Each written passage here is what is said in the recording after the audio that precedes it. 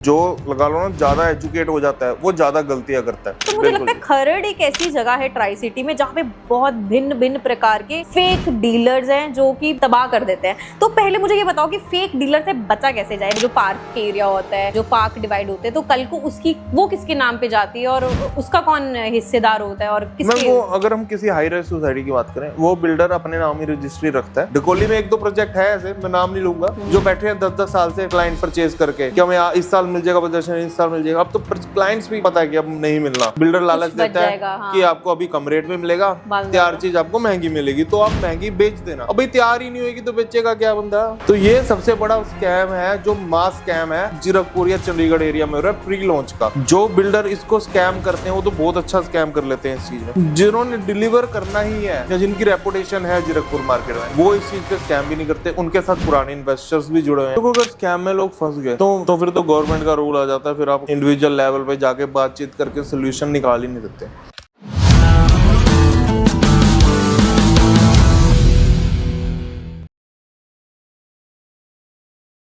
Welcoming you all in our podcast show revival of soul with tarot Himani. So जो आज के हमारे special guest हैं वो है एक रियल एस्टेट एजेंसी से। तो आज क्या बातें करने वाले हैं हम प्रॉपर्टी से रिलेटेड, डिफरेंट शेड करेंगे हम कि हमको क्या क्या चीज़ें सीखने को मिलेंगी इन पर्सन से। सो प्लीज़ वेलकम करिए मनप्रीत सिंह उफ मैंडी। दिल्ली चंडीगढ़ हाईवे के बिल्कुल पास 50 एकड़ की टाउनशिप हम लेकर आए सिर्फ।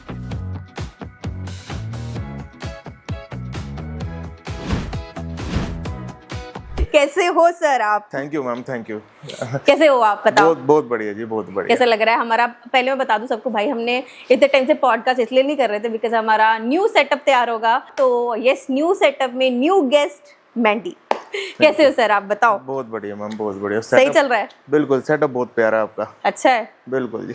ठीक है, सर को पसंद आ गया, मतलब सबको पसंद आ गया।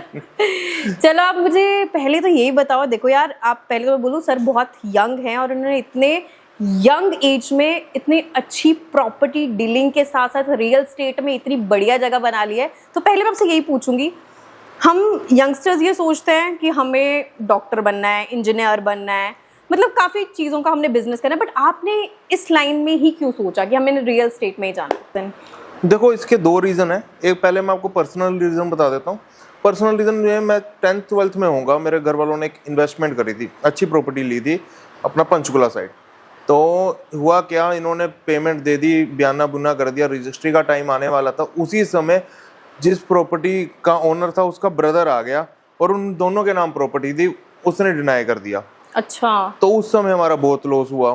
तो उससे मुझे आया कि इस लाइन में लोगों को प्रॉपर्टी की नॉलेज कम है। अच्छा। क्योंकि इसके तो हमारी कोई स्पेसिफिक स्टडी होती नहीं या कोई डिग्री होती नहीं प्रॉपर्टी की। एग्जैक्टली। तो हमें नॉलेज भी नहीं आती इसके बारे में। तो सेकंड रीजन ये है कि मुझे लोगों से इंटरेक्ट करना पसंद है, मार्केटिंग, रोज लोगों से मैं न्यू लोगों से मिलता हूँ। सेकंड कारण ये है कि मुझे लोगों से मिलना पसंद है, इंटरेक्ट करना पसंद है। तो इस लाइन में हमें रोज नए फेसेस मिलते हैं, नए लोग मिलते हैं। तो ये एक छोटा सा कारण है इस लाइन में आने का। पर जब इस लाइन में आया, फिर मैं लोगों की जब हेल्प करी और जब लोगों की दुआएं मिलती है किसी का घर बनाने से, वो सबसे बड़ा रीजन है आज की डेट में। एग्जैक्टली वो एक ऐसे हो रहा था कि यार हमने बोला ये प्रॉपर्टी हमने वाओ यार सेल करी, तो पहले एक मोटिवेशन मिल जाता है कि यार अब तो और करके दिखानी है। नहीं, बहुत अच्छी बात है, वेरी नाइस। तो आपकी family was ready for that? Like उनका कोई ऐसा नहीं था कि भाई नहीं प्रॉपर्टी में कहाँ तू वो कर रहा है, इतने लोग हैं, नहीं। हमारे घर वाले भी जैसे बाकियों के घर वाले होते हैं कि डॉक्टर बन, इंजीनियर बन, वो कर, सब कुछ का वैसे ही था। पर मेरा था क्या, स्टडी में थोड़ा कमजोर था स्टार्टिंग से ही। तो मैं अपना कॉलेज के मिड से ही मैं अपना काम करना स्टार्ट कर दिया था मैंने। अच्छा। तो डिफरेंट कॉलेज के मिड से ही शुरू कर दिया? बिल्कुल। Very nice. पढ़ाई की तरफ कम ध्यान था, तो उधर एवरेज स्टूडेंट था मैं। तो जब मैंने अपना काम स्टार्ट करा, धीरे धीरे फिर एट लास्ट मैं प्रॉपर्टी की लाइन में आ गया। वाह यार, हमें तो कॉलेज में पता भी नहीं होता था कि हमें करना क्या है। But really appreciate your efforts. और जिस मुकाम पे ये हैं, लाइक वहाँ पे बहुत कम लोग इस वक्त पहुँच सकते हैं और जो पहुँचना चाहते हैं वो इनसे सीखें। तो मुझे ये बताइए, जैसे आप प्रॉपर्टी की लाइन में है, रियल एस्टेट की आप लाइन में है, तो डेली बेसिस पे आपको क्या चैलेंजेस फेस करने पड़ते हैं? देखो, डेली बेसिस पे हमें चैलेंजेस सबसे बड़ा तो ये होता है, हर कस्टमर की डिफरेंट रिक्वायरमेंट होती है, हर कस्टमर की डिफरेंट चॉइस होती है। अगर हम एक ही प्रोडक्ट रखें अपने, मतलब जैसे किसी की दुकान होती है, उसके पास तो एक ही प्रोडक्ट है, exactly. वो बेच रहा है, तो हमें तो रोज अलग डीलिंग करनी पड़ती है, हर बंदे की अलग चॉइस होती है। अब मान लो जैसे मेरे पास अब कल ही पर्सन आया एक, उनका कॉल आया मुझे, वो कहते हैं कि हमें ना प्लॉट चाहिए, लालूर साइड प्लॉट चाहिए, पर प्लॉट हमें ऐसी जगह चाहिए जहाँ पे 1.5-2 साल में डबल हो जाए प्राइस। अच्छा। तो उनकी इन्वेस्टमेंट पर्पज से उन्होंने कॉल किया हमें। कईयों को चाहिए अपने रहने के लिए, कईयों को चाहिए अपने इन्वेस्टमेंट करनी है, फिर या कुछ टाइम बाद खुद रहना है इन्होंने। तो हर पर्सन की डिफरेंट है, तो हमें रोज न्यू चैलेंजेस फेस करने पड़ते हैं। हाँ, और अब जैसे अब आपको लगता है कि यार नए नए क्लाइंट्स आ रहे हैं, नई नई चीज़ें आ रही है, तो ऐसा भी कभी होता है कि सपोज करो आपने किसी को दिखा दिया, एंड मौके तक आपकी डील पहुंच गई, उस बंदे ने मना कर दिया, तो उस वक्त कैसा फील होता है आपको कि यार मेरी इतने पॉइंट तक आने से डील मेरी खत्म हो गई? ये तो रोज का हमारा कॉमन चीज है जी। पहले तो जब स्टार्टिंग में से, जब तो बहुत बुरा लगता था, तब तो हम मतलब कस्टमर आया 4 दिन घूमा हमारे साथ, रोज घूमा, उसके बाद फोन नहीं उठाता, रिस्पॉन्स नहीं करता, उस समय बहुत बुरा लगता था, अपना निराश भी हो जाते थे कि हम क्या करें क्या नहीं करें। पर अब तो पता चल गया, कस्टमर का माइंडसेट पता चल गया कि हाँ ये कस्टमर हमें कॉल बैक करेगा कि नहीं करेगा। कस्टमर देखो जी 2-3 चीजें बोल के चले जाता है, या तो जी मैं बताता हूँ जी, घर वालों से डिस्कस करके बताता हूँ, फिर फोन नहीं आता मुड़ के उनका, तो फिर समझो कि गया या वो जाता कहाँ है? पर आपको क्या लगता है कि किसी और की तरफ यू टर्न, या मैं वो जाता कहीं नहीं। एक्चुअली क्या होता है, कस्टमर का माइंड ना बहुत, लगा लो कि जैसे नॉलेज नहीं है। हाँ। हम कई डीलर्स क्या होते हैं, जैसे हम नर्सरी में पढ़ रहे हैं, तो सीधा आपको पीएचडी की स्टडी कराने लगे, आपको नहीं समझ आएगा कुछ। तो यही होता है, बेसिक नॉलेज है कस्टमर्स को। तो डीलर्स क्या होते हैं, बिल्कुल नॉलेज दे ही जाते हैं, नहीं जाते हैं, बेचारा कंफ्यूज हो जाता है कि क्या लूं क्या नहीं लूं, बैठ जाता है, पोस्टपोन कर देता है प्लान अपना। ये चीजें बहुत कॉमन है कि कस्टमर को उतनी नॉलेज हो जितनी वो उसके लिए जरूरत है, और ये जितनी वो पूछ रहा है। अगर एक्स्ट्रा दे दी तब भी वो ज्यादा फिर कंफ्यूज हो जाता है, वो कहता है इतना क्यों बता रहा है, पता नहीं कुछ ना कुछ झोल होएगा। बिल्कुल। तो वो एक लूप पॉल्स होते हैं, वो हमको आई थिंक रेडी रखने चाहिए जब भी हम किसी के साथ मार्केटिंग कर रहे हैं, स्पेशली इन प्रॉपर्टी। बिल्कुल सीखना पड़ेगा सर से हमें भी। देखो, प्रॉपर्टी डीलर बनने के लिए आपको क्या लगता है, क्या स्किल सबसे ज्यादा इम्पोर्टेंट है, नेगोशिएशन और नेटवर्किंग? प्रॉपर्टी डीलर बनने के लिए, प्रॉपर्टी डीलर बनने के लिए तो देखो नेगोशिएशंस तो कोई पार्ट नहीं है डीलर में, और नेटवर्किंग भी कहीं ना कहीं 50% काम करता है। उसके बाद आपकी स्किल्स काम करती है, कम्युनिकेशंस काम करते हैं, आपका रिलेशन बिल्डअप स्किल काम करती है। जब कस्टमर से आप कैसा रिलेशन बना सकते हो। अब कस्टमर को हमने दिखाया, अब मेरे पास, मैं आपको एक एग्जांपल देता हूँ। अब जब मैं आया था स्टार्टिंग में, उसके 1.5-2 साल बाद एक कस्टमर आए थे मेरे पास दिल्ली से, हफ्ता घूमे मेरे पास, एक मतलब जीरकपुर एक्सप्लोर किया उन्होंने, पंचकुला साइड एक्सप्लोर किया, डेराबस्सी एक्सप्लोर किया, 3-4 हफ्ता घूमे। उसके बाद सडनली वो गायब हो गए मार्केट से। अच्छा। वो चले गए, दोबारा दिल्ली चले गए। कम्युनिकेशन हो रही थी, रोज आपका व्हाट्सएप पे बात हो रही थी, महीने 1-2 महीने में कॉल्स भी हो जाती थी कि न्यू अपडेट लेते थे। पर उसी कस्टमर ने मेरे से 1.5 साल बाद प्रॉपर्टी परचेज करी। इतना भी होता है कि मतलब बिल्कुल जी, 1.5 साल बाद, 2 साल बाद। अब कई कस्टमर्स ऐसे भी हैं मेरे साथ कि कई सालों से उन्होंने प्रॉपर्टी नहीं ली आज तक, पर जुड़े हैं मेरे साथ। वो मौके का इंतजार कर रहे हैं ना। बिल्कुल। नहीं तो ऐसा भी होता है कि जैसे कि एक बंदा है जो आपसे चलो 3-4 साल से कनेक्टेड है, आपने बताया, तो आपको लगता है कि ऐसे और भी लोगों के साथ वो कनेक्टेड होगा, देखता होगा प्राइस वेरिएशंस कहाँ तक पहुंचे, ये बंदा ये बोल रहा है, दूसरा ये बोल रहा है, तीसरा ये हो रहा है, ऐसा होता है? हो सकता है मैम, पॉसिबिलिटीज है, बट क्वाइट पॉसिबली जैसे मैं क्या करता हूँ, जैसे आप हो, आपको कोई फैमिली डॉक्टर होगा, आपका कोई फैमिली एडवोकेट होगा, कोई ना कोई आपका होगा जो आप सारी फैमिली को होगा। पर जिस कस्टमर को मैं पकड़ता हूँ, मैं उसकी पूरी फैमिली पकड़ता हूँ। तो कल को अगला कहता है मेरा फैमिली ब्रोकर है, ये फैमिली डीलर है ये। पता है यार ये बंदा धोखा भी नहीं देगा, ना हमारे हमें गलत रेट भी नहीं लगाएगा, तो वो एक कंफर्ट और ट्रस्टेबल चीज बन जाती है। और सबसे बड़ी बात है, कस्टमर को सामने में जताता हूँ कि मेरी अभी कम एज है, मैंने अभी नेटवर्क और रिलेशन ही बिल्डअप करना है। एग्जैक्टली। तो आपके साथ मैं अभी कम अच्छे प्राइस पे आपको चीज दिलाऊंगा, तो आप मेरे साथ लॉन्ग टर्म पे जुड़ोगे। जो भी सुन रहा है ना यहाँ पे ट्राई सिटी में, सर से बात कर लो, पर्सनल एक्सपीरियंस है, बहुत ट्रस्टेबल है। चलो बढ़िया है। अच्छा मुझे ये बताओ, लोग तो आपके पास अब मल्टीपल आते होंगे, आप उनको बहुत तरीके से जज भी करते हो, तो आपको क्या लगता है जो आजकल के बायर्स हैं वो क्या गलती करते हैं एक प्रॉपर्टी लेते वक्त? प्रॉपर्टी लेते वक्त बायर्स तो आजकल जो लगा लो ना, ज्यादा एजुकेट हो जाता है, वो ज्यादा गलतियां करता है। जो ज्यादा एजुकेट हो जाता है वो ज्यादा गलतियां बिल्कुल होता है। क्या है, जैसे एक कोई क्लाइंट आया हमारे पास, हमारे पास आया, देखो क्लाइंट्स को बिल्कुल छूट है कि हमारे पास 4 प्रॉपर्टियां देखे, 4 किसी और के साथ देखे, 4 आपके पास देखे, किसी के पास भी देखे। एग्जैक्टली। तो क्लाइंट अपना 10-12 प्रॉपर्टीज देख लेते हैं, तो पहले तो कंफ्यूज हो जाता है इतनी प्रॉपर्टीज देखने के बाद। हम क्या करते हैं, क्लाइंट को स्पेसिफिक उसी की रिक्वायरमेंट के अकॉर्डिंग उसको 3 से 4 प्रॉपर्टियां दिखाएंगे जो क्लाइंट को चाहिए। इससे क्या होता है, कस्टमर प्रॉपर्टी जल्दी डिसीजन मेकिंग कर पाता है। अब हुआ क्या था, मैं आपको इसमें एक और एग्जांपल जोड़ता हूँ, फिर आगे बताता हूँ। मेरे पास एक जम्मू कश्मीर से क्लाइंट आए, क्लाइंट आए नहीं आए वो आप बाद में बताता हूँ आपको। क्लाइंट आना था, उनसे 1.5-2 महीने से बात चल रही थी, फॉलोअप चल रहा था। क्लाइंट जीरकपुर का ऑफिस है मेरा, तो क्लाइंट आया खरड़ में। एक दिन खरड़ के किसी डीलर के पास चले गया, पूरा दिन उन्होंने घुमाया। अगले दिन मोहाली किसी डीलर के पास चले गया। ऐसे करते करते 2-3 डीलरों के पास चले गया। मेरे पास आते आते फोन करा उन्होंने, सर मैं तो पैसे पूरे लेके आया था, पर यहाँ पे डीलर अपनी चीज बेचने को कर रहे हैं, हम मेरी रिक्वायरमेंट सुन ही नहीं रहे। बेचारा जम्मू चले गया, पैसे लेके वापस, मेरे तक पहुंचा ही नहीं क्लाइंट। उसको आगे पीछे ही लोगों ने घेर लिया। ये गलती क्लाइंट की है ना। हाँ, तुम क्यों जा रहे हो? 10 जगह अपनी इन्फॉर्म बांट रहा है कि मेरे को चाहिए, पैसे लेके आ रहा हूँ, मैं ये कर रहा हूँ।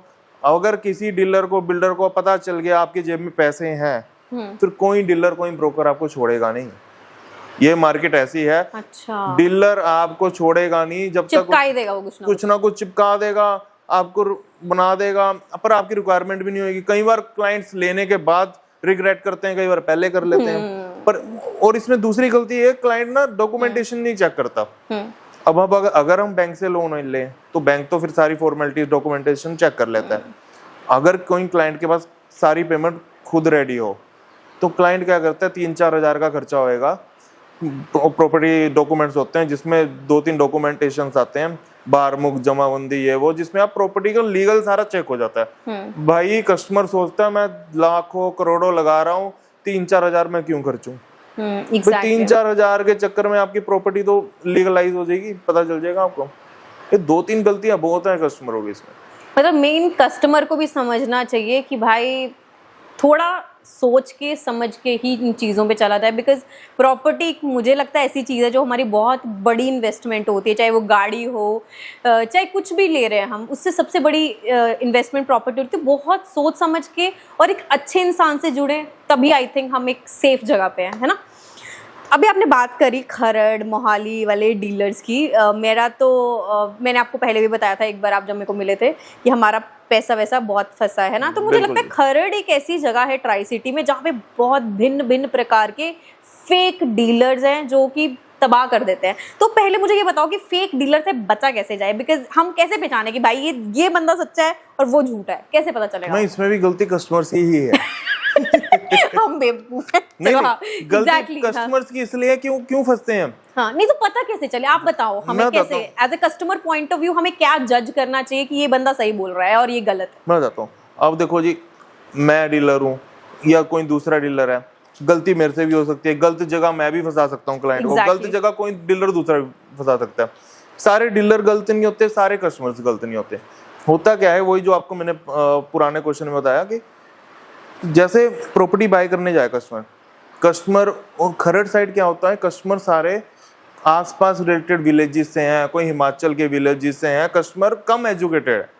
exactly. और यहाँ पे बिल्डर आके उनको इतना बड़ा बड़ा ऑफिस दिखा देते हैं, सब कुछ बड़ा बड़ा दिखा देते हैं कि ये है वो ब्लाइंड फेथ कर लेता है उस पे, फिर देख देता है, फिर बाद में पता चलता है कि ये प्रॉपर्टी एक ही बयाने पे इन्होंने 2-3 बार बेची हुई है। सेम चीज मेरे साथ होता क्या है जी, अब रजिस्ट्री से पहले बयाना होता है। अब आपने प्रॉपर्टी का बयाना कर लिया, अब कस्टमर बिल्डर को कोई बेटर डील मिल गई उसी प्रॉपर्टी की, उसने दोबारा किसी और के साथ बयाना कर दिया, तीसरा फिर बयाना कर दिया, 4 बयाने कर दिए। अब जब रजिस्ट्री कराने चाहते हो पता चलता है ये तो 4 बंदों के नाम है, या किसी ने पहले कर दिया, या लेने के बाद भी कई बार लोग क्लेम करने जाते हैं तो मेरी भी रजिस्ट्री है, मेरी भी रजिस्ट्री है। इसमें जो सबसे बड़ी गलती रहती है, रजिस्ट्री लेने के बाद जिसे हम इंतकाल कहते हैं, वो गवर्नमेंट रिकॉर्ड्स पे आपका रिकॉर्ड चढ़ता है, तो लोग वो नहीं करवाते। उसकी फीस कुछ बहुत ही कम लगती है, बहुत कम लगती है, बहुत ही ज्यादा कम, इतने तो हम चाय पानी में उड़ा देते हैं। तो मतलब आजकल तो ऐसा है कि इंतकाल फ्री ऑफ कॉस्ट कर दिया है गवर्नमेंट ने। इंतकाल लोग कराते ही नहीं है। उससे फिर गवर्नमेंट के रिकॉर्ड में तो पुराने ओनर के नाम ही बोल रहे हैं, चढ़ा हुआ है तो एग्जैक्टली। वही पुराना ओनर दूसरे को भेज देता, तीसरे को भेज देता, चौथे को भेज देता, जब तक इंतकाल चढ़ता नहीं।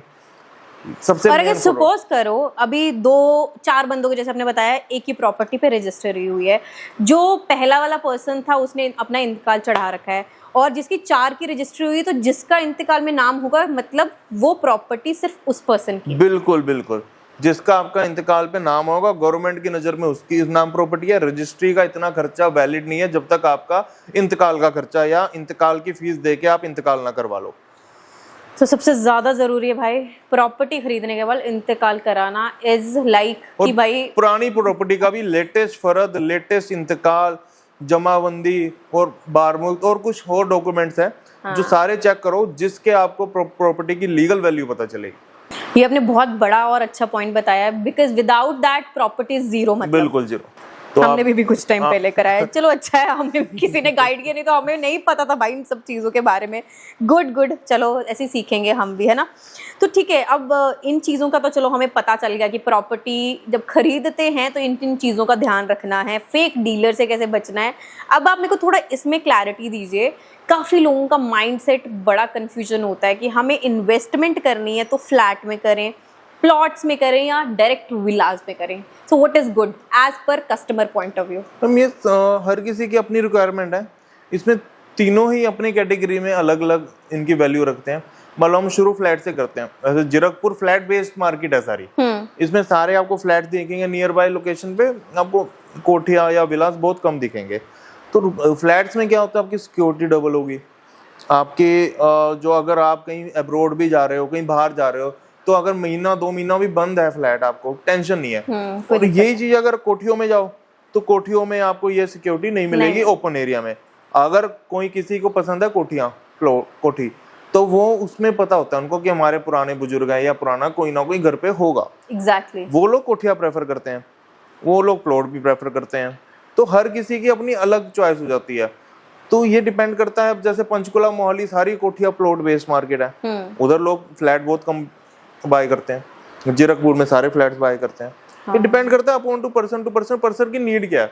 अगर आजकल हम जैसे यंगस्टर्स हैं, वो सारे फ्लैट प्रेफर करते हैं। पुरानी सोच वाले जो हमारे पेरेंट्स हैं, वो कहते हैं जी कोठिया लेनी है, प्लॉट लेनी है। हमारे घर वाले हमें खुद बोलते हैं कहाँ क्यों फ्लैट ले रहे हो भाई, प्लॉट में इन्वेस्ट करो, लॉन्ग टर्म चलेगा। तो आपको क्या लगता है कि फ्लैट लॉन्ग टर्म प्रोसीजर नहीं है? What is like the difference between plot and flat, like for the long term invest? देखो, फ्लैट और प्लॉट्स में इन्वेस्टमेंट की बात करते हैं, हम सीधा बात करते हैं वैल्यूज की और एप्रिसिएशंस की। देखो, रहना कैसे रहना है वो सब कुछ कस्टमर पे डिपेंड है। अब बात करते हैं वैल्यूएशन की, एप्रिसिएशन कैसे बढ़ता है। अब मान लो प्लॉट्स की आपकी वैल्यूएशन, हम अगर 3 फ्लोर स्टोरी फ्लैट्स की बात करें और एक प्लॉट की बात करें, मान लो 100 गज का प्लॉट है, 100 गज के पे ही 3 फ्लैट बने हुए हैं जी। तो इसमें क्या होगा, 100 गज के प्लॉट की वैल्यू अगर हमारी 100 रुपीज से इंक्रीज होगी, तो फ्लैट की 33 तो डिवाइड हो जाएगा ना तीनों में एप्रिसिएशन। तो इसलिए आपकी प्लॉट की एप्रिसिएशन थोड़ी सी ज्यादा है, फ्लैट्स की कंपैरेटिवली कम है। अगर सपोज करो, देखो ये मैंने सुना है and I don't know on the camera में ये चीज़ें डिस्कस करनी चाहिए नहीं, कि आफ्टर 100 ईयर्स सोसाइटी जिसकी होती है या फ्लैट जिसका होता है, मतलब उस बिल्डिंग की वैल्यू नहीं रहती। ऐसा होता है कि वो गवर्नमेंट के थ्रू ऐसा रूल है कि भाई वो काट दी जाती है और जिसके नाम पे वो फ्लैट होता है वो नहीं रहता, ऐसा कुछ होता है? इसमें भी आपका इंतकाल बहुत मेजर रोल प्ले करता है। अच्छा। अब जैसे आप जो 100 ईयर्स वाली बात कर रहे हो, वो तो बिल्डिंग पे परमिट होगी, चाहे कोठी होगी चाहे फ्लैट हो गया। कोठी में लोग होता है कि कल को भूकंप आएगा या कुछ डिमोलिश होगी, तो हमारे पास प्लॉट तो है ही है, बच्चा जमीन है। फ्लैटों में क्या होता है, जो इतनी बड़ी जगह है उसमें आप इंतकाल कराते हैं ना, इंतकाल कराते समय जब किसी को इस डॉक्यूमेंटेशन की नॉलेज, उसमें शेयर्स होता है। आपका लैंड रिकॉर्ड में शेयर ट्रांसफर होते हैं, तो आपका इतना परसेंट शेयर या इतने बटा इतना, मतलब 3 का है, सपोज करो 3 उसका है, मतलब 3 फ्लोर्स वाले की अगर हम बात कर रहे हैं, तो 100 गज में उसका 33 गज का उसका हिस्सा है, हिस्सा बन जाए। तो कल को जो अगर वो भी डिमोलिश होती है चीज किसी भी कारणवश से, तो उसको भी उतना ही हकदार है प्लॉट का जितने बाकी प्लॉट वाले हैं। और जो हाई राइज सोसाइटीज होते हैं, हाई राइज में हिस्सा मेंशन होता है बिल्कुल, उनको तो बड़ा ही छोटा छोटा आएगा। पर मैम वो लैंड पैच भी बहुत बड़े होते हैं, एकड़ में होते हैं लैंड पैच। हाँ, वो भी बात है। और जैसे जो हमारा ग्राउंड एरिया होता है उसका क्या रहता है? सपोज करो जो पार्क एरिया होता है, जो पार्क डिवाइड होते हैं, तो कल को उसकी वो किसके नाम पे जाती है और उसका कौन हिस्सेदार होता है और मैम किसके? वो अगर हम किसी हाई राइज सोसाइटी की बात करें, वो बिल्डर अपने नाम ही रजिस्ट्री रखता है। अच्छा, वो बाद में सोसाइटी जब RWA बन जाती है, रेजिडेंट वेलफेयर हाँ जी। एसोसिएशन, उसमें वो सारे अपने कागजी सारे अंडरटेकिंग सब कुछ ट्रांसफर कर देता है बिल्डर। तो मेनली जो रोड्स होती हैं सोसाइटी की, पार्क्स होते हैं, ग्रीन एरिया, वो लोग सिर्फ बिल्डर्स के नाम रहती है, वो आगे ट्रांसफर करता है, पर इंतकाल में उसके बिल्डर्स के नाम ही चल रही रहती है। तो वो हमेशा बिल्डर्स के नाम ही रहेगी जिसने वो सोसाइटी बनाई है। बिल्कुल। और ये मतलब जब तक चलता रहे, बिल्कुल, इंतकाल में रहेगा तब तक। बिल्कुल बिल्कुल। जो गवर्नमेंट पास होगी तो रोड्स के ऊपर रोड ही रहेगी, कोई बिल्डिंग बनेगी नहीं। तो रोड चाहे बिल्डर के नाम रहे चाहे गवर्नमेंट के नाम रहे, यूज तो आम जनता नहीं करनी है। ये आपने बहुत बढ़िया पॉइंट बताया। मुझे खुद को कंफ्यूजन थी कि भाई हमने खुद फ्लैट ले रखा है तो कल को हमारा क्या फ्यूचर है उसका। बिल्कुल। It's very good, thank you so much for telling this. तो मैं आपको एक चीज़ पूछती हूँ इसके साथ साथ कि अभी अगर हम अपने ट्राई सिटी की बात कर रहे हैं तो मैं दो सिटीज़ लेती हूँ, पंचकुला एंड जीरकपुर। आपको क्या लगता है एक बायर को किस में इन्वेस्ट करना चाहिए जो सेफ भी है, अच्छा भी है और इन्वेस्टमेंट की प्रोस्पेक्टिव से उसकी पॉकेट फ्री भी रहेगा? आपने तो ये बात कर दी कि कस्टमर को सिल्वर में इन्वेस्ट करना चाहिए या डायमंड में। नहीं आप बताओ, क्योंकि बिकॉज लोगों को बहुत कंफ्यूजन होता है थोड़ा इसमें। अगर हम सेम बजट की बात करें, अगर कस्टमर का मान लो 2 CR का बजट है, क्योंकि पंचकुला में हम CRs की बात कर सकते हैं, पंचकुला में हम लैक्स की बात नहीं कर सकते। मान लो अगर कस्टमर का 2 CR का बजट है और कस्टमर जीरकपुर पंचकुला को, फिर हम कंपेयर कर सकते हैं। अगर कस्टमर आप कह रहे हो कि यार 5 करोड़ का बजट है, 10 करोड़ का एक कस्टमर का बजट है, एक का 50 लाख का, 50 लाख वाला तो जीरकपुर में लेगा, 5 वाला पंचकुला में लेगा। अगर सेम बजट वाले बंदे हैं तो कहाँ इन्वेस्टमेंट करना चाहिए? तो इसमें अगर हम पंचकुला जाते हैं, पंचकुला आपका प्रॉपर प्लान्ड है, सारी कोठियां से हैं, हाँ, सब कुछ इंफ्रास्ट्रक्चर है, सुंदर भी बहुत है पंचकुला, देखने का मजा आ जाता है बट पंचकुला। आपको इंटरनल उनकी खामियां नहीं पता होगी। पोल खोल रही है तुम्हारी पंचकुला वालों, खोलो खोलो खोलो, आपने सुननी है। पंचकुला चंडीगढ़ में S+3 S+4 क्यों बंद कर दिया सरकार ने? हाँ, क्यों बंद किया बताओ? मैम पार्किंग की दिक्कत। ओ, पहले ही 3-3 फ्लोर्स बने हुए हैं, हर घर में 2 गाड़ियां 3 गाड़ियां हैं, तो पार्किंग की दिक्कत आ रही है। तो 4-4 मंजिली बन रहे हैं, तो 3-3 12-12 गाड़ियां एक घर में हो रही है, तो सड़क तो बचेगी नहीं आपकी। कंजस्टेड इस चक्कर में तो S+4 बंद कर दिए, पार्किंग की दिक्कत आ रही है। और यही पार्किंग की दिक्कत अगर आपको फ्यूचर में आएगी, अगर आप इन्वेस्ट करोगे पंचकुला में, अगर आप इन्वेस्टमेंट करोगे जीरकपुर में किसी प्लान्ड टाउनशिप में, या हम एयरपोर्ट रोड वाली साइड जो अभी बन रहा है, वो ऑब्वियसली आज के टाइम के हिसाब से बनेगा, आज की कैपेसिटी के अकॉर्डिंग बनेगा, कार्स के अकॉर्डिंग, तो उधर प्रॉपर आपको कार पार्किंग वगैरह सब कुछ मिल जाएगा। एग्जैक्टली। बट अगर किसी का रुचि ही है कि जैसे हमारे पास कौन पुराने बुजुर्ग आते हैं, जी हमने तो हुड्डा में लेना, पंचकुला में लेना, हुड्डा में लेना है, तो उनको तो पंचकुला बेस्ट है। जिसकी वर्किंग पंचकुला में है उसको पंचकुला बेस्ट है, जिसकी वर्किंग मोहाली साइड है, जीरकपुर साइड है या पंजाब साइड है, उसको जीरकपुर में बेस्ट है।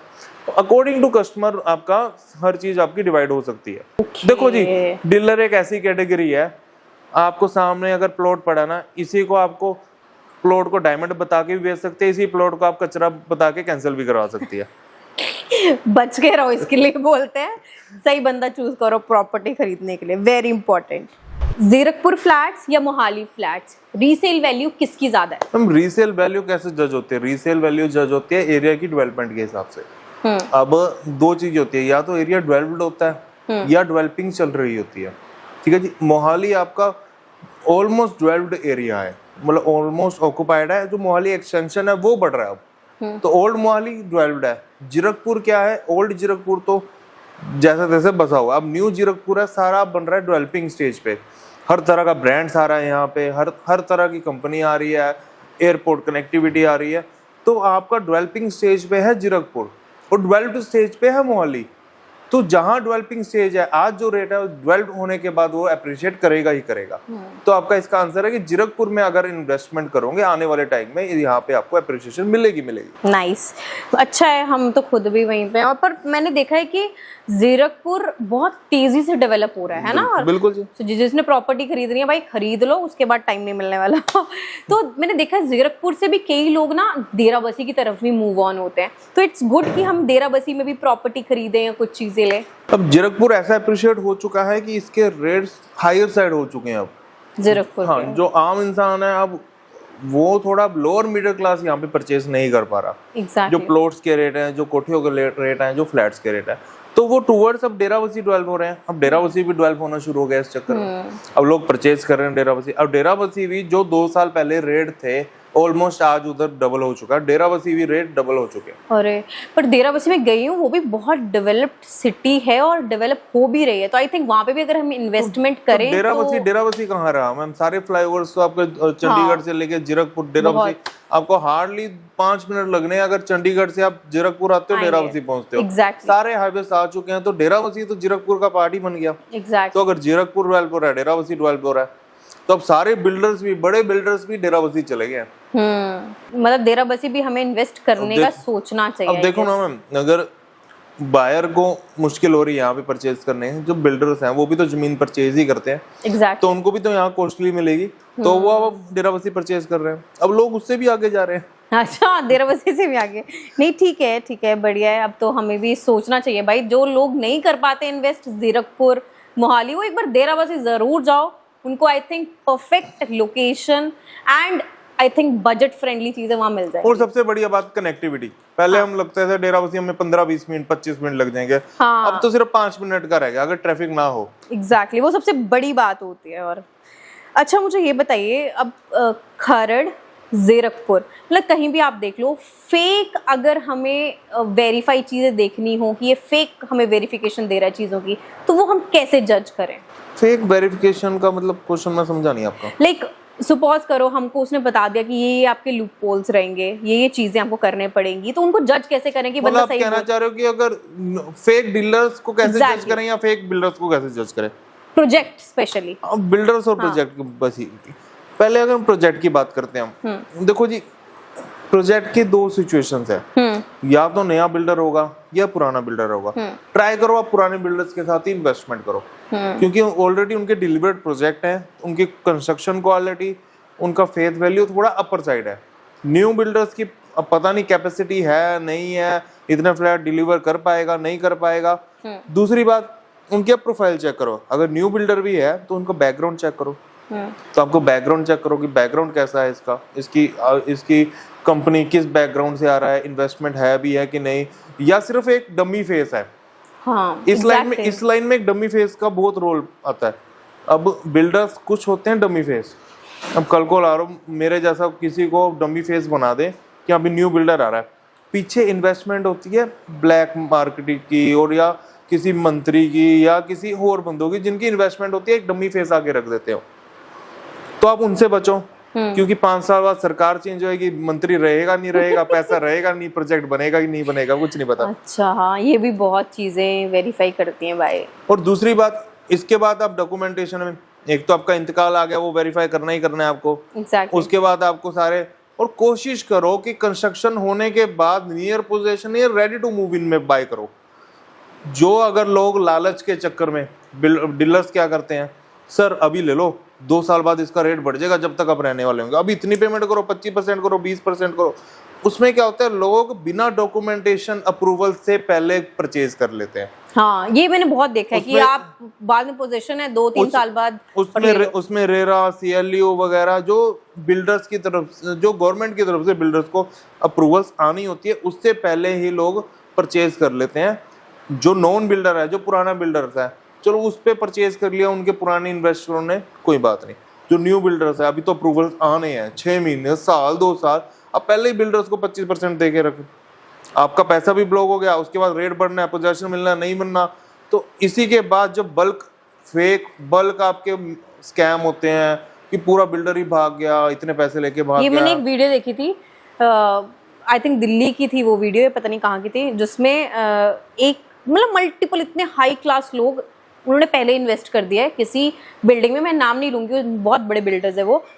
और उनका बिल्डर्स का क्या है कि जैसे वो बिल्डिंग तैयार होगी है, उनको पोजीशन मिलना था 4 इयर्स के बाद बोलते हैं, और वो लोग बाहर से हैं, ऑस्ट्रेलिया से हैं, कनाडा, उन लोगों ने इन्वेस्ट कर दिया दिल्ली में, और वो बिल्डिंग बनी ही नहीं, वो बिल्डर्स ही भाग गए। तो मैं तभी तो बोला मैं आपको कि रेडी टू मूव इन या नियर पोजीशन में परचेज करो, कि आपको बिल्डिंग दिख रही है, अब आप ऐसे हो, अब जमीन पे जाओ, ये पूरी जमीन है, वो हवा में 7वें मंजिल पे मेरा फ्लैट है, टावर तो है ही नहीं भाई, कौन सा फ्लैट तेरा, कोई exactly. आप रेडी टू मूव परचेज करो या नियर पोजेशन परचेज करो, जिसको आपको पता है कि हाँ 6 महीने साल में हम अपने घर में शिफ्ट हो जाएंगे। एग्जैक्टली आपने पैसे भी दे दिए, आपने सब कुछ लौटा दिया, आपको मिलना है 4 साल, उधर आपकी लोन की किस्तें शुरू हो रही होगी, हैं। इधर आप घर का किराया दे रहे हो, फायदा ही नहीं। बैठे हो, अभी फ्लैट मिलेगा, अगले साल बिल्डर कहता है जी अभी 1 साल और लगेगा, अगले साल कहता है 1 साल और लगेगा। डिकोली में 1-2 प्रोजेक्ट है ऐसे, मैं नाम नहीं लूंगा, जो बैठे हैं 10-10 साल से क्लाइंट्स परचेज करके कि हमें इस साल मिल जाएगा पोजीशन, इस साल मिल जाएगा। अब तो क्लाइंट्स भी पता है कि अब नहीं मिलना। तो उनकी क्या बेचारों की वो रह गई है ना कि इससे अच्छा तो वो सोचते होंगे यार हमने मैं ये सिर्फ लालच के चक्कर में कि बिल्डर लालच देता है हाँ। कि आपको अभी कम रेट में मिलेगा, तैयार चीज आपको महंगी मिलेगी, तो आप महंगी बेच देना। अभी तैयार ही नहीं होगी तो बेचेगा क्या बंदा? तो ये सबसे बड़ा स्कैम है, जो मास स्कैम है जीरकपुर या चंडीगढ़ एरिया में हो रहा है प्री लॉन्च का। जो बिल्डर इसको स्कैम करते हैं वो तो बहुत अच्छा स्कैम कर लेते हैं इस चीज में। जिन्होंने डिलीवर करना ही है या जिनकी रेपुटेशन है जीरकपुर मार्केट में, वो इस चीज पे स्कैम भी नहीं करते। उनके साथ पुराने इन्वेस्टर्स भी जुड़े हुए हैं। exactly. पर आम बंदे का इन्वेस्टमेंट से क्या लेना देना? हमने तो घर लेना अपने रहने के लिए, तो रेडी टू मूव इन में जाओ, बहुत ऑप्शंस हैं, नियर पोजीशन बहुत ऑप्शंस हैं। 10 रुपए ज्यादा दिए ठीक होते हैं, बट आई थिंक 10 रुपए ज्यादा दिए ठीक हो, 100 रुपए मरने से अच्छा। एग्जैक्टली वो सबसे बड़ी बात है। बट वो ये ना बड़ा दुख होता है जब लोगों के ऐसे पैसे फंस जाते हैं, और लोग रो रहे थे उस वीडियो में, पता है आई वाज लिटरली वाचिंग कि भाई देखो भगवान ने ऐसा भी दिन दिखाया इन लोगों को। चलो हम तो रह रहे हैं, हमें तो जैसे मूव रेडी टू मूव मिला है, हम तो वैसे रह रहे हैं, पर जिनका 5-5 साल यार बेवकूफ बना दिया है ना। इसमें जैसे बिल्डर्स के डॉक्यूमेंटेशन में कुछ कमियां होती है या कुछ टाइम बाद कमियां होती, देखो जी कोई बिल्डर है 100 में से 100 तो कोई भी नहीं सही होता, सही भी नहीं होता, तो कुछ ना कुछ इंडिया है लूप होल चल जाते हैं। मैंने जो रहा था किसी डीलर को या किसी अच्छे लेवल के बंदों को पता चल जाए ये लूप होल है, तो कई लोग इसको बिल्डर्स को भी ब्लैकमेल करते हैं। मैं आपको एक बताऊंगा, पहले वो डीलर ही था, अच्छा हमारे मार्केट में ही है, जीरकपुर मार्केट में। पहले बहुत अच्छा डीलर था, मतलब पूरी लाइफ उन्होंने डीलर से पैसा कमाया, बिल्डर से पैसा कमाया। अब थोड़ा पॉलिटिशियन में चले गया, तो पॉलिटिशियन में जाके थोड़ी सी और पावर में आ गया, थोड़ा तहसीलदार पटवारी ये वो सारे अच्छे लिंक हो गए, पुलिस वाले लिंक हो गए, तो उसकी रिकॉर्डिंग तक ली हुई थी। वो ब्लैकमेल करता है बिल्डर्स को कि मैं तेरी मीडिया में न्यूज़ दूंगा, मैं तुझे वीडियो बनाऊंगा, फिर 5 CR डिमांड करता है, 10 CR डिमांड करता है, बिल्डर से CRs में डिमांड करता है। फिर वो देखो जी, आप कह रहे हो बायर सेफ है, इधर बिल्डर्स भी नहीं सेफ है ना। वो करते हैं डिमांड कि हम आपको ये है केस कर देंगे, लोग वीडियो बनाते हैं इससे। और उस बंदे का पर्दा कैसे फाश हुआ? किसी मीडिया वाले ने स्टिंग ऑपरेशन कराया, उसमें बोलते हुए नजर आ गया कि बिल्डर्स का नाम लिया कि उनसे तो हमने 1 करोड़ तो लेने कम से कम। ये तो शर्म गुंडा कर दिया फिर। बिल्कुल जी। तो इस चीज से कैसे बचना चाहिए? इससे तो देखो जी, इससे तो वही अपने डॉक्यूमेंटेशन पूरे रखो। और इसमें बिल्डर्स डर क्या है? बिल्डर्स को, अगर बिल्डर्स को कोई ब्लैकमेल कर रहा है, बिल्डर्स को डर ये है कि मेरे कस्टमर्स खराब हो जाएंगे या मैंने जिनसे पैसा ले रखा है ना हो, तो बिल्डर्स भी अपना कोशिश करे कि कुछ टाइम बाद सेल करे, जहां पूरे डॉक्यूमेंटेशन पूरे होने के बाद सेल करे। ठीक है जी। और बिल्डर्स बायर भी बचेगा इसमें कि डॉक्यूमेंटेशन पूरे हैं तो परचेज करे, इसमें दोनों बचेंगे, बायर्स और ये। सो जो आप स्कैमर्स की बात कर रहे थे, अब जैसे तो लोग फंस गए किसी भी स्कैमिंग में, तो उसको निकलने के लिए क्या प्रोसीजर है, थोड़ा सा अगर आप गाइड कर दो। देखो, अगर स्कैम में लोग फंस गए तो फिर तो गवर्नमेंट का रूल आ जाता है, फिर आप इंडिविजुअल लेवल पे जाके बातचीत करके सोल्यूशन निकाल ही नहीं सकते। इसका सीधा सा गवर्नमेंट अथॉरिटी है, एक रेरा अथॉरिटी, उनका कोर्ट है, तो रेरा कोर्ट केस होएगा, तो बस उसी में चलेगा। कोर्ट का डिसीजन है आपका, जो होएगा आपके लिए बेटरमेंट के लिए ही करेगा, कोर्ट भी डिसीजन लेगा तो आपके लिए। तो आप रेरा में जाके कंप्लेंट कर सकते हो अगर कोई फंसा रहे। अगर आप बैठे रहोगे कि हाँ भाई बिल्डर सुधर जाएगा, कुछ टाइम बाद पैसे आ जाएगा, तो वो तो नहीं आने वाले भैया, वो नहीं आने वाले। सही तो बात है यार, नहीं आते। हमने खुद भी ऐसा किया था, हमने उनका 3 साल वेट किया कि अब दे देंगे, अब दे देगा, अब दे देगा। उसने हमारे पैसे वापस नहीं करे, हट फिर के हमें केस करना पड़ा। पर टच वुड अब केस हमारे पीक पे पहुंच गया। अब पकड़ में आई जाएगा वो बंदा। अब वो खुद कॉल कर रहा है हमें कॉल आ रही है, आप पैसे ले लो, आप इतने तो ले जाओ, इतने तो ले जाओ। हमने कहा अभी कहाँ, कोर्ट एक्चुअली हमें बोला गया कि जो इस तरह के काम करते हैं, कोर्ट में अगर जाने से जितना लॉन्ग टर्म केस चलेगा, उससे उसको 2 टाइम्स या 3 टाइम्स ज्यादा पैसे देने पड़ेंगे। बिल्कुल बिल्कुल। Waiting for you. इन कोट सुनेगा कहीं ना कहीं। अच्छा चलिए, अब मुझे ये बताइए, लोग स्टॉक मार्केट में भी इन्वेस्ट करते हैं, रियल एस्टेट में भी इन्वेस्ट करते हैं, तो आपके लिए सबसे बड़ी इन्वेस्टमेंट कौन सी है और डिफरेंस क्या है दोनों में, थोड़ा सा ये बता सकते हैं आप? देखो, अगर मैं स्टॉक मार्केट का एजेंट होता तो स्टॉक मार्केट बोलता, प्रॉपर्टी का एजेंट हो तो नहीं। अगर हम स्टॉक मार्केट की बात करें तो स्टॉक मार्केट है एक रोलर कोस्टर राइड है। अगर आज ऊपर है, कल नीचे है, फिर ऊपर है, फिर नीचे है। रियल एस्टेट स्लो ट्रेन है, चल रही है, अपने मंजिल पे पहुंचेगी जरूर। मतलब शेयर्स में रातों रात आप 10,000 के, लाखों में शेयर्स हो सकते हैं, करोड़ों में शेयर्स हो सकते हैं। वो ये कि करोड़ों के शेयर रातों रात 10,000 के भी रह सकते हैं। पर रियल एस्टेट में ऐसा नहीं है। आपके स्पेसिफिक जमीन है, फ्लैट है, प्लॉट है, कुछ भी है, तो आपके धीरे धीरे रेट बढ़ रहे हैं। मतलब फिर हम पीछे मुड़ के देखते हैं तो 5 सालों में, 10 सालों में क्या रेट बढ़ा है, वो रियल एस्टेट है। वो आपके निश्चिंत रूप पे पैसे बढ़ने ही बढ़ने हैं अगर आपने सही एजेंट या सही जगह इन्वेस्टमेंट करी है, सही एजेंट के साथ इन्वेस्टमेंट करी है, सही जगह इन्वेस्टमेंट करी है। हाँ, कहीं आपने ऐसी जगह इन्वेस्टमेंट कर दी, भाई दिखा दिया सामने बहुत बड़ा पार्क है, पता चले उधर पार्किंग भी नहीं है, पार्क को पार्किंग ही बना दिया सारा। एग्जैक्टली। कोई ऐसी जगह इन्वेस्टमेंट करती, भाई यहाँ तो ये पास हो गया, वो पास हो गया। भाई सारे गवर्नमेंट के रूल्स चेक करो, अप्रूवल चेक करो, तो अपना 2031 का ट्राई सिटी का प्लान चेक करो कि गवर्नमेंट ने क्या क्या प्लान कर रखा है। गवर्नमेंट ने जो प्लान करा है 2-4 साल ऊपर नीचे जरूर होता है, पर बनती जरूर है चीजें। और मान लो इधर से रोड नहीं जानी, इधर से रोड जानी, पर रोड जाएगी तो सही, तो चीजें बनेगी जरूर।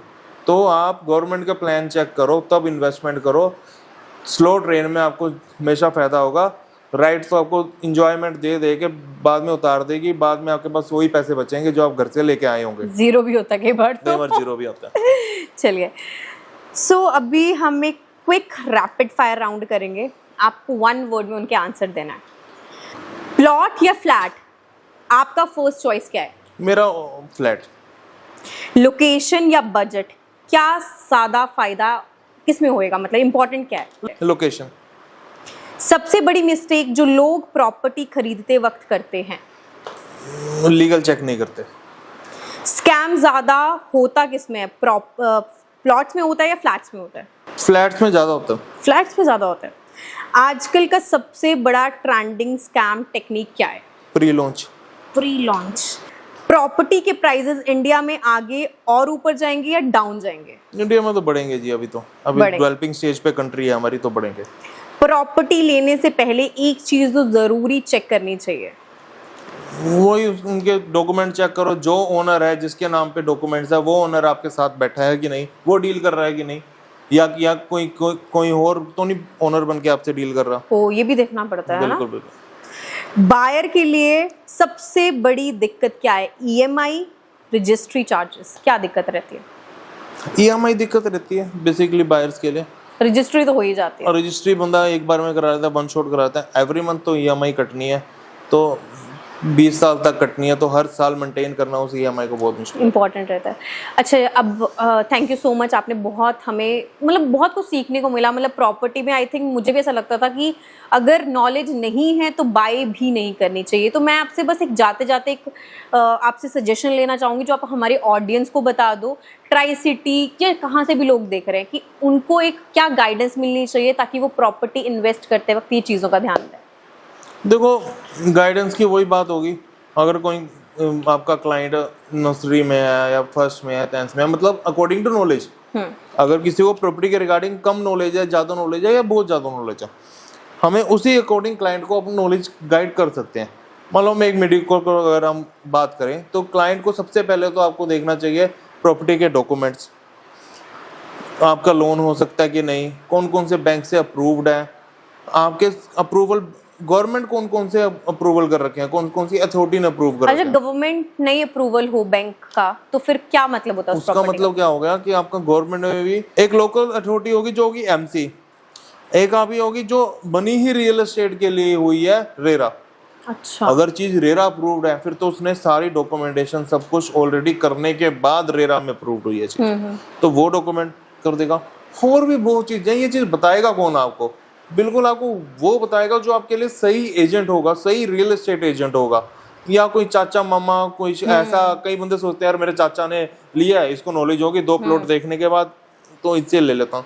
वो भाई नहीं ऐसा हो कुछ नहीं सकता, है। हाँ, तो हमारे बुजुर्ग ये भी कह देते हैं कि यार हमारी पूरी जिंदगी देख ली, बाल बुजुर्ग हो गए। ये सारी जिंदगी थोड़ी रोज तू प्रॉपर्टियां बेच रहा खा रहा है। जो बंदा रोज प्रॉपर्टियां बेच रहा है, उससे पैसा कमा रहा है, उससे आप सही राइट इंफॉर्मेशन लो तो वो आपके लिए बेटर रहेगा। अब आपको भी अगर अपने कोई भी प्रॉपर्टी कहीं भी इन्वेस्ट कर रहे हो ऑल ओवर इंडिया, तो एक सही प्रॉपर्टी डीलर, सही एजेंट होना इज मोस्ट कंपल्सरी। और बाकी जो ट्राई सिटी वाले हैं वो सर से कनेक्ट करिए, उनका page everything is going to be mention in description. Thank you so much sir यहाँ पे आने के लिए, थैंक यू।